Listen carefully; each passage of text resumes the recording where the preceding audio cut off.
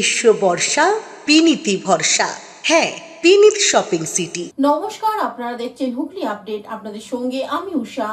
আসছে খবরে, আগামীকাল উচ্চ মাধ্যমিক পরীক্ষা, আর পরীক্ষার আগেই চুঁচুড়া কাপাসডাঙ্গার এক ছাত্র নিখোঁজ। চুঁচুড়া থানার তৎপরতায় উদ্ধার ছাত্র। পরীক্ষার দুদিন আগে গত শুক্রবার বাড়ি থেকে নিখোঁজ হয়ে যায় উচ্চ মাধ্যমিক পরীক্ষার্থী সুমন পাল। সুমনের বাড়ি চুঁচুড়া 2 নম্বর কাপাসডাঙ্গা এলাকায়। পরিবার সূত্রে জানা যায়, শুক্রবার বিকেল 5টা নাগাদ বাড়ি থেকে বের হয় সে। বহু খোঁজাখুঁজির পরেও খোঁজ না মেলায় শনিবার চুঁচুড়া থানায় নিখোঁজ ডায়েরি করে পরিবার। চুঁচুড়া দেশবন্ধু স্কুলের ছাত্র সুমন মেধাবী, স্টেট পরীক্ষায় ভালো ফল করেছে।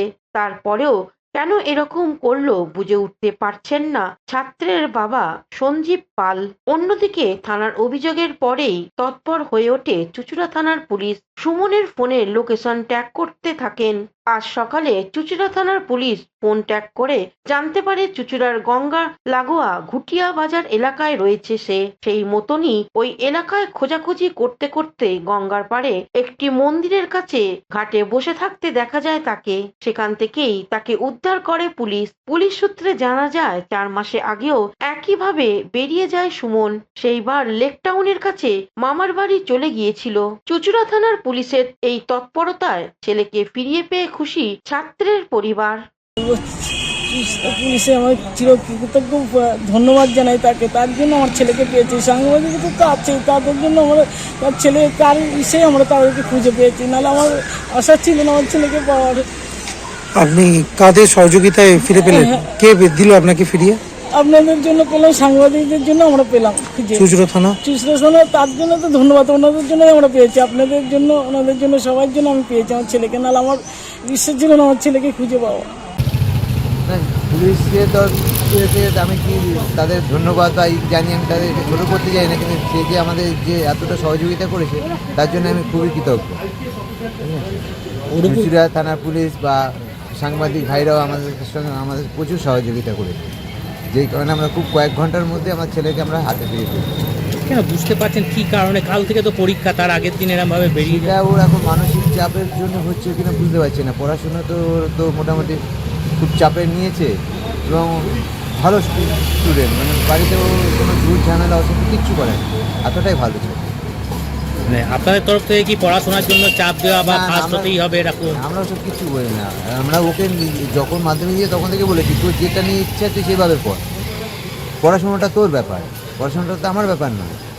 কালকে কি কিছু হয়েছিল বাড়িতে? কালকে কিছু হয়েছিল বাড়িতে কারোর সঙ্গে? পরশুদিন কিচ্ছু হয়নি বাড়িতে। কিছু হয় বলতে আমার একটা ছোট ছেলে আছে, ওর সঙ্গে একটু 2 ভাই থাকলে যেরকম হয় আর কি, ছোট একটা মানে একদমই ছোট, মানে 10 বছরের ডিফারেন্স। তো ওর ভাইয়ের সঙ্গে একটু হয়তো কোটাকুটি লেগেছিল বা একটু মারামারি হয়তো হয়েছিল, সেটা আমিও সঠিকভাবে জানি না, সেটা ওর মার কাছ থেকে একটু শুনলাম তাই। হুগলি থেকে চন্দ্রনাথ দত্তের রিপোর্ট, হুগলি আপডেট। হুগলির তারকেশ্বরে বহুতলে বিধ্বংসী আগুন, দমকলের তৎপরতায় আগুন নিয়ন্ত্রণে। তারকেশ্বরে জয়কৃষ্ণবাজার এলাকায় একটি বহুতল আবাসনে হঠাৎই আগুন দেখতে পাওয়া যায়। এই দিন সকালে হঠাৎই বহুতল আবাসনে 3য় তলায় একটি বন্ধ ঘরে আগুন জ্বলতে দেখা যায়। খবর পাওয়া মাত্রই তৎক্ষণাৎ ঘটনাস্থলে এসে পৌঁছায় তারকেশ্বর ফায়ার ব্রিগেড, একটি দমকলের ইঞ্জিন এবং তারকেশ্বর থানার পুলিশের বিশেষ তৎপরতায় শেষ পর্যন্ত আগুন নেভানো সম্ভব হয়। বন্ধ ঘরে এই আগুন লাগার ঘটনায় ওই বহুতলে অন্যান্য আবাসিকদের আতঙ্কের সৃষ্টি হয়। ঘটনায় কোনো হতাহতের খবর না থাকলেও তবে কী কারণে এই আগুন তা খতিয়ে দেখছে তারকেশ্বর থানার পুলিশ। হয়েছে তখন আমরা পেপারপত্র যা হবে ফায়ার ব্রিগেডের সঙ্গে কথা বললে সেগুলো আমরা তখন তো অত কিছু ছিল না, মানে সেইভাবে বর্তমান না সেইভাবে এখন যেরকম বর্তমানে অনেক কিছু মানে সেফটি ছিল না বলছেন। না না। কত সালে হয়েছিল এই ফ্ল্যাট? 2012-র আগে,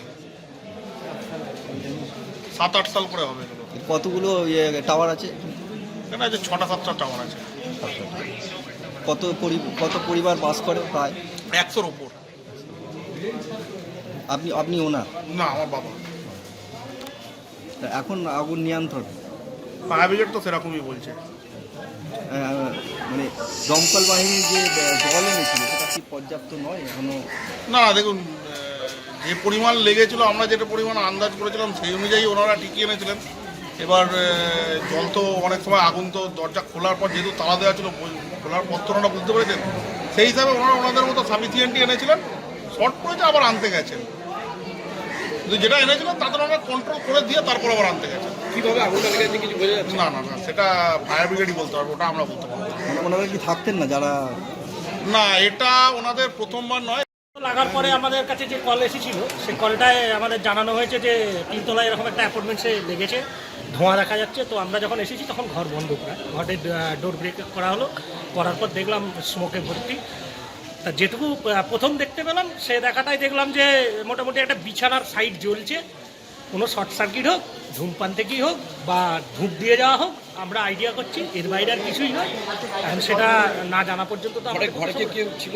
ঘরের ভিতর কেউ ছিল না, ইনজিওরের কোনো ব্যাপার নেই, কেউ ইনজিওর ছিল না, চাবি দেওয়া ছিল, ডোর ভাঙা হয়েছে, দরজা ভেঙে আমরা ঢুকে সেখানে এন্ট্রি নিয়েছি। এখন আপাতত লস এখনো কিছু বলতে পারছি না, আগে দেখেই ধোঁয়ায় এখনো ভর্তি আছে ঘর, মোটামুটি ক্লিয়ার হোক হলে আমরা জানাবো। ঘরে কি ছিল? ঘরে আসবাবপত্র অ্যাপার্টমেন্টসে যা থাকে মোটামুটি, একটা ফ্যামিলি বাস করতে গেলে যে যে জিনিস থাকে, গ্যাস সিলিন্ডার আমরা অলরেডি বের করে দিয়েছি, যে গ্যাস সিলিন্ডারটা ছিল আপনারা দেখতে পাচ্ছেন ওখানে বের করে দিয়েছি। বিল্ডিংয়ে অগ্নি নির্বাপন আমরা এখনো দেখিনি, আমরা অ্যাপার্টমেন্টসের যে কর্তৃপক্ষ আছে তাকে ডাকবো, ডেকে আমরা দেখবো যে এই বিল্ডিংয়ের ফায়ার সেফটি কী আছে, তার কাগজপত্র কী আছে, তার আগে তো আমরা কিছু করতে পারবো। উনি দেখা করলে কাগজ যখন দেবেন তার উপরে আমরা কথা বলবো, কারণ আমরা বেকার বলে আমার নাম Debraj Santra, Tarakeswar fire brigade sub officer Tarakeswar fire station. Bureau report, Hooghly update. মহাকুম্ভে স্নান করে ফেরার পথে হুগলি ধনিয়াকালীর পথে দুর্ঘটনায় বাস, দুর্ঘটনাগ্রস্তদের পাশে রাজ্যের প্রাক্তন মন্ত্রী তপন দাশগুপ্ত। হুগলির দাঁতপুর থানার অন্তর্গত দুর্গাপুর হাইওয়ে দুর্ঘটনার কবলে কুম্ভস্নান ফেরত যাত্রী বোঝাই বাস, আহত 23 জন। প্রয়াগে কুম্ভস্নান সেরে অযোধ্যা ও হরিদ্বার হয়ে ফেরার পথে রবিবার সকালে হুগলির দাঁতপুর থানার অন্তর্গত সোমসারা এলাকায় এক মর্মান্তিক সড়ক দুর্ঘটনা ঘটে। 62 জন যাত্রী নিয়ে আসা একটি বাস নিয়ন্ত্রণ হারিয়ে নয়নঝুলিতে পড়ে উল্টে যায়। দুর্ঘটনায় বাসের চালক সহ মোট 23 জন আহত হয়েছেন, যাদের মধ্যে একটি শিশু ও একাধিক মহিলারা রয়েছেন। আহত যাত্রীরা সকলেই উত্তর 24 পরগনা, হাবড়া ও অশোকনগরের বাসিন্দা বলে পুলিশ সূত্রে জানা গিয়েছে। দুর্ঘটনার খবর পেয়ে হুগলি জেলার গ্রামীণ পুলিশের দাঁতপুর থানার পুলিশ ও দাঁতপুর ট্রাফিক গার্ডের পুলিশ দ্রুত ঘটনাস্থলে পৌঁছে আহতদের উদ্ধার করে ধনিয়াকালীর গ্রামীণ হাসপাতালে নিয়ে যায়। খবর পেয়ে ঘটনাস্থলে ছুটে আসেন হুগলি গ্রামীণ পুলিশের আধিকারিকরা এবং ধনিয়াকালীর বিধানসভার এলাকার বিধায়িকা অসীমা পাত্র। তিনি আহতদের চিকিৎসার বিষয়ে খোঁজখবর নেন ও দ্রুত চিকিৎসার ব্যবস্থা করার নির্দেশ দেন। তবে আহতদের মধ্যে 8 জনের অবস্থা আশঙ্কাজনক ও গুরুতর হওয়ায় তাদের চুঁচুড়া ইমামবাড়া হাসপাতালে স্থানান্তরিত করা হয়। সেখানে উপস্থিত হন সপ্তগ্রাম বিধানসভার বিধায়ক তপন দাশগুপ্ত। তিনি আহতদের সঙ্গে কথা বলেন এবং চিকিৎসার সমস্ত ব্যবস্থা খতিয়ে দেখেন। তিনি আশ্বাস দেন যে যদি কোনো ওষুধের প্রয়োজন হয় বা অন্য কোনো সমস্যা দেখা দেয় তাহলে তিনি দ্রুত ব্যবস্থা নেবেন।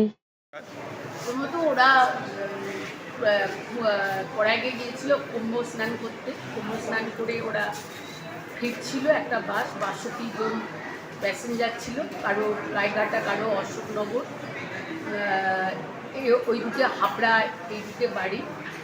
আর আজকে সকালে সেটা আমাদের দাঁতপুর থানার অন্তর্গত সংসারা হাই রোডের উপর ড্রাইভার ঘুমাওয়ার ফলে গাড়ি পাল্টি খায়। 62 জন প্যাসেঞ্জার ছিল, তার মধ্যে 23 জন ইনজোর হয়েছে। 6 জন 23 জনের মধ্যে 8 জনকে চুঁচুড়া হসপিটালে পাঠানো হয়েছে, বাকি তারা ধনেখালি হসপিটালে ভর্তি হয়েছে। এবং আমাদের সঙ্গে সঙ্গে গাড়ি পাল্টি খাওয়ার সঙ্গে সঙ্গে ওখানকার প্রশাসন অ্যান্ড লোকাল যারা স্থানীয় বাসিন্দা তারা তাদের সঙ্গে সঙ্গে তাদের উদ্ধার করে তারা ধনেখালি হসপিটালে পাঠায়। কেউ হতাহতের কোনো খবর আছে? আপনাকে বললাম 8 জন চুঁচুড়া হসপিটালে ট্রান্সফার হয়েছে, বাকিরা নিশ্চয়ই দেখতে পাচ্ছেন তারা ইনজোর। মোট 23 জন ইনজোর, তারা এখানে বসে আছে। এদের কি প্রাথমিক ইয়ের পর ছেড়ে দেওয়া হবে? হ্যাঁ প্রাথমিক সে চিকিৎসা ডাক্তারদের ব্যাপার, ডাক্তারবাবুদের ব্যাপার, এটা তো আমি বলতে পারি না। কুম্ভর থেকে ফিরছিল একটা লাক্সারি বাস, মহেশ্বরপুরের ওখানে অ্যাক্সিডেন্ট হয়েছে। আমরা খবর পেলাম যে তিগুর হাসপাতালে 8 জন আসছে এবং ভুনিয়াখালী হাসপাতালে ভর্তি হয়েছে। কয়েকজনের অবস্থা খুব সিরিয়াস। খবর পেয়ে এসেছি, এখানে সব অ্যাডমিশন করানো হলো, যাতে ভালো ট্রিটমেন্ট হয় তার বন্দোবস্ত আমরা করেছি, কোনো রকম অসুবিধা নেই। হুগলি ধনিয়াখালী থেকে চন্দ্রনাথ দত্তের রিপোর্ট, হুগলি আপডেট থেকে। চন্দননগরে নৃত্যশিল্পী সুতন্দার মর্মান্তিক মৃত্যু হয়েছিল পথ দুর্ঘটনায়। আজ সুতন্দার বাড়ি এলেন অম্বিকেশ মহাপাত্র। রবিবার সকালে কলকাতা থেকে সুতন্দার চন্দননগরের বাড়িতে আসেন প্রাক্তন অধ্যাপক অম্বিকেশ মহাপাত্র সহ 4 জন প্রতিনিধি। সুতন্দার মা তনুশ্রী চট্টোপাধ্যায়ের সঙ্গে কথা বলেন তারা। প্রয়োজনে আইনি সাহায্য সহ পরিবারকে বিভিন্ন সহযোগিতা করবেন বলে প্রতিনিধিরা। সুতন্দার বাড়িতে 8 ঘন্টা ছিলেন তারা। সেখান থেকে বেরিয়ে অম্বিকেশ মহাপাত্র কি বলছেন শুনবো। অন্যদিকে সুতন্দার ড্রাইভার রাজদেও শর্মা বয়ান বদল প্রসঙ্গে অম্বিকেশ মহাপাত্র কি জানাচ্ছেন শুনবো। যারা প্রশাসনে আছে এবং গুন্ডামি করে তাদের আবার আইনি কি ব্যাপার? আমি হচ্ছে আইনের কাছে দোষী সাব্যস্ত দেবে। আমার গাড়ি যদি কোনো ট্যাক্স নাই বা ট্যাক্সের রিনিউয়াল নেই, তাহলে আমি আমাদের ফৌজদারি হয়ে যাবে। কিন্তু মাথায় যারা আছে তাদের কাছে আপনি কোনো প্রশ্ন করার ক্ষমতা রাখেন, তাহলে তো ওই শিলাদিত্য চৌধুরী বেলপাহাড়ি বিনপুর থানার গরিব প্রান্তিক কৃষক মুখ্যমন্ত্রীর সবাই গিয়ে বলেছিল যে সারের দাম বাড়ছে, গরিব কি করে, ফসলের দাম কমছে। কি ঘটনা ঘটেছিল? তারপরে মুখ্যমন্ত্রীর নির্দেশে তাকে গ্রেফতার করে ঝাড়গ্রাম জেল হেফাজতে তাকে রাখতে হয়েছিল। তার বিরুদ্ধে এখনো ক্রিমিনাল কেস চলছে। 2012 সালে আগস্ট মাসের ঘটনা। আপনারা হুগলি থেকে চন্দ্রনাথ দত্তের সঙ্গে পানুপালের রিপোর্ট, হুগলি আপডেট। এখন নিয়ে নেব বিজ্ঞাপন বিরতি। বিরতির পর ফিরে আসছি খবরে। শীত, গ্রীষ্ম, বর্ষা, পিনিতি ভরসা। হ্যাঁ, পিনিত শপিং সিটি। যে কোনো মরশুমের রেডিমেড জামা কাপড় পাওয়া যায় একই ছাদের তলায়। ছোট থেকে বড়, পুরুষ, মহিলা ও শিশুদের একমাত্র নির্ভরযোগ্য প্রতিষ্ঠান। শীতকালীন যে কোনো শাড়ি, জিন্স, টপ, কুর্তি, চুড়িদার, পাঞ্জাবি মানেই পিনিত শপিং সিটি। আখন বাজার, চুঁচুড়া, Hooghly. Enjoy a weekend at Vedam, the paradise of peace. A home away from home.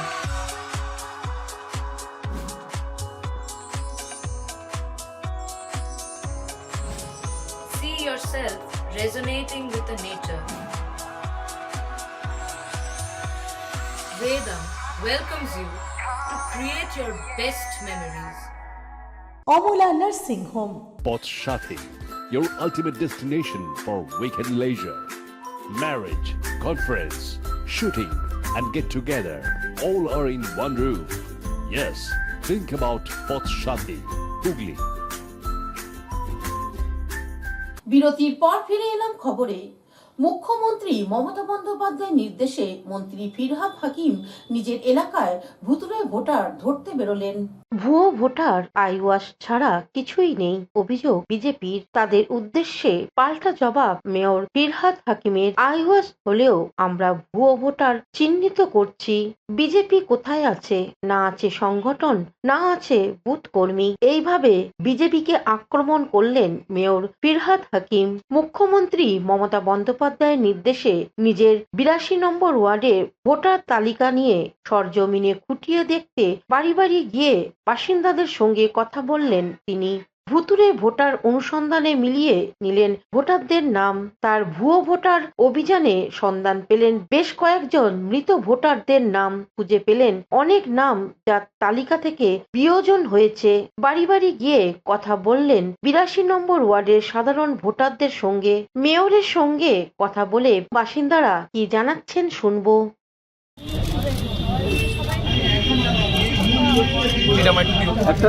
দাদা সামনে তপন দা, বাঁদিকে ক্যামেরাটা সরাতে বলো, একটু বাঁদিকে ক্যামেরা একটু পিছনে বলো। তপন দা তোমার সামনে হাতটা সরা, একবার একটা মারি, একটা মারি, আরে একটা মারি বস।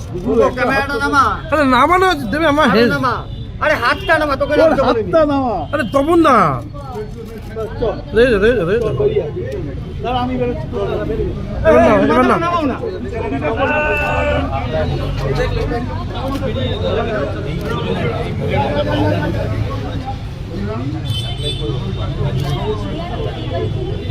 অন্যদিকে মেয়র ফিরহাদ হাকিম কি বলছেন শুনে নেব।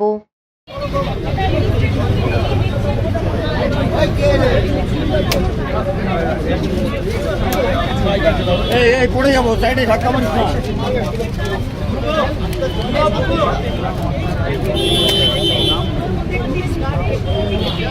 কৌশিক ঘোষের রিপোর্ট, হুগলি আপডেট। হুগলি চুঁচুড়া 18 নম্বর ওয়ার্ডে চুঁচুড়া শহরে তৃণমূল সভাপতি সঞ্জীব মিত্র ভোটার তালিকায় সংশোধনে নামলেন। চুঁচুড়া পৌরসভার 18 নম্বর ওয়ার্ডের বাসিন্দা তৃণমূলের বুথ সভাপতি জয়ন্ত খাঁর স্ত্রী সুষমা খাঁর মৃত্যুর পর ভোটার তালিকা থেকে তার নামের নাম বাদের জন্য আবেদন করেন। জয়ন্তর নাম তালিকা থেকে বাদ দিয়ে তার স্ত্রী সুষমার নাম রেখে দেওয়া হয়। চুঁচুড়া শহর তৃণমূল সভাপতি সঞ্জীব মিত্র এ বিষয়ে কি জানাচ্ছেন শুনবো। দেখুন, মুখ্যমন্ত্রী যেটা বলেছেন সম্পূর্ণ সঠিক কথা বলেছেন।